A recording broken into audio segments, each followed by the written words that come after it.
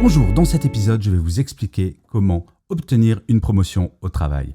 Je suis Gaël Châtelain-Berry, bienvenue sur mon podcast Happy Work, le podcast francophone audio le plus écouté sur le bien-être au travail. Alors, parfois, dire que l'on veut une promotion peut avoir mauvaise réputation. Cela peut donner l'impression qu'on a les dents longues, que l'on est un requin. Eh bien, il faut s'enlever cela de la tête. Avoir une promotion, ce n'est pas forcément écraser tout le monde pour gagner plus d'argent ou avoir un poste plus important. C'est juste naturel. Je ne connais absolument personne qui ait fait le même travail du début à la fin de sa carrière. Pour son propre bien-être, il est important d'avoir de nouveaux challenges dans sa vie professionnelle. Alors, quand je dis challenge, ce n'est pas forcément des trucs absolument délirants. Cela peut juste être de changer, de découvrir de nouvelles choses, d'apprendre de nouvelles choses. Et la notion d'obtenir une promotion, c'est exactement cela. Obtenir une promotion, c'est en interne, au sein de la même entreprise, obtenir quelque chose qui va vous satisfaire plus par rapport à la situation dans laquelle vous vous trouvez actuellement. Alors, je ne prétends pas vous donner la recette magique pour obtenir à 100% sur la promotion, mais en tout cas, si vous appliquez les 4 points que je vais vous présenter maintenant, cela devrait optimiser largement vos chances. La première chose, et vous allez voir que je vais beaucoup parler de communication dans cet épisode, c'est de bien comprendre les attentes que votre hiérarchie a de vous dans votre poste actuel. Et oui, il faut faire attention à un syndrome qui est très important, le syndrome du ou de la bonne élève. C'est quoi ce syndrome ? Eh bien, rappelez-vous, quand vous étiez à l'école, si vous révisiez bien vos leçons, vous aviez une bonne note. C'est assez normal. Vous n'aviez rien de plus à faire. En entreprise, cela ne fonctionne malheureusement pas comme cela. Il y a beaucoup d'autres éléments, et notamment la communication. Point que nous aborderons un petit peu après. Comprendre les attentes que votre hiérarchie a de vous par rapport à votre travail, cela vous permettra de définir des objectifs clairs que vous pourrez valider. Vous pourrez être certain ou certaine que oui, vous travaillez bien dans votre travail actuel. Car on ne va pas se mentir, aucune hiérarchie ne donnera une promotion à quelqu'un qui n'atteint pas ses objectifs dans son métier actuel. Cela semble logique, mais c'est très important de le répéter. Et comprendre les attentes de sa hiérarchie, ce n'est pas se contenter de sa fiche de poste, car il arrive très souvent qu'entre la fiche de poste et la réalité du poste, car chaque manager va peut-être avoir des attentes différentes, la différence peut être très importante. Il est donc important, idéalement au moment de l'entretien de recrutement ou de l'arrivée dans votre entreprise, de déterminer quelles sont ses attentes. Mais si jamais vous ne l'avez pas fait, il n'est pas trop tard. Il faut avoir une discussion pour savoir, voilà, je fais mon métier de telle manière.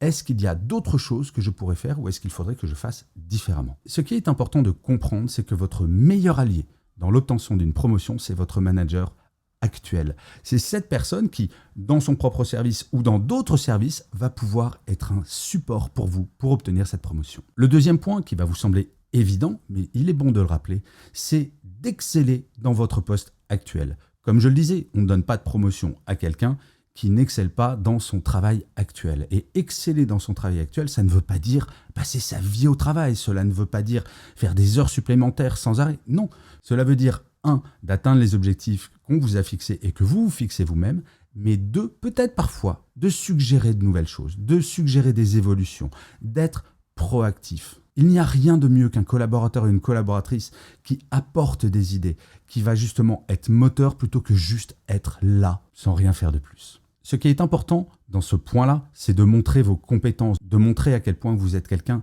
de fiable. Oui, la notion de comportement est également importante. Très honnêtement, et je sais que cela va sembler terrible pour certaines personnes, j'ai toujours eu du mal avec les gens qui, par exemple, rendaient les dossiers toujours en retard, même si les dossiers étaient bien traités. Mais ce type de comportement montre une attitude qui ne joue pas la carte du collectif. Et le collectif dans une entreprise, c'est la base. Le troisième point, c'est de construire des relations professionnelles. Ne restez pas derrière votre bureau en permanence. Allez vous ouvrir à d'autres services, prendre des cafés, allez déjeuner, intéressez-vous aux autres métiers, aux autres personnes dans l'entreprise. Il faut vous faire connaître, savoir vous mettre dans la lumière sans pour autant paraître arrogant ou collant. Alors, comme je le disais, votre manager peut être votre meilleur allié pour cela. Aucun manager se dit « Tiens, cette personne va rester ad vitam dans mon équipe » ou ad vitam dans le même rôle. Autant parler librement avec votre manager quand vous vous sentez prêt ou prête à évoluer dans l'entreprise et de dire « Tiens, est-ce que tu aurais des conseils à me donner ? Est-ce que tu pourrais m'accompagner ?» Si vous avez suivi les points précédents, il n'y a aucune raison pour que votre manager ou votre manageuse ne vous aide pas. Car au final, c'est dans l'intérêt de l'entreprise. Et c'est pour cela qu'avoir un mentor, et j'ai eu cette chance immense d'avoir cela dans ma carrière, qu'un manager m'accompagne dans ma carrière. Et c'est d'une efficacité assez redoutable. Et enfin, le dernier point, et pas le moins important, apprenez à vous vendre. Il faut oublier ce syndrome de la bonne élève ou du bon élève. Oui, même si vous travaillez très bien, parfois, en parler, juste un petit mail pour dire « Tiens, je suis content, j'ai fini ça ». Ou en parler à la machine à café. Savoir parler de vos succès sans pour autant paraître arrogant, c'est quelque chose qui est extrêmement important. Vous savez, dans une entreprise, tout le monde est très, très, très occupé. Et plus on monte dans la hiérarchie, plus c'est le cas. Et moins on est capable de savoir précisément quels sont les succès de chaque personne. Il ne faut pas hésiter sur des choses qui vous semblent importantes, à communiquer, à parler de ce que vous faites bien. C'est comme cela que petit à petit, vous allez développer une image qui va donner envie de vous recevoir pour une promotion. Et encore une fois, j'insiste, que ce soit dans votre service ou ailleurs. Donc, comme je le disais en introduction, non, ce n'est pas une recette magique. Et cela ne va pas fonctionner dans 100% des cas, car ensuite, dans l'obtention d'une promotion, il y a une part de subjectif que l'on ne peut pas maîtriser. Mais cela étant dit, si vous appliquez ces points, si vous communiquez, si vous faites un réseau, si vous excellez dans votre travail actuel, il n'y a absolument aucune raison qu'à minima, il ne soit pas envisagé très sérieusement que la promotion aille à vous. Ces méthodes-là, je les ai appliquées pendant des années quand j'étais encore en entreprise et je peux vous garantir que cela fonctionne très bien. Je vous remercie 1000 fois d'avoir écouté cet épisode de Happy Work ou de l'avoir regardé si vous êtes sur YouTube.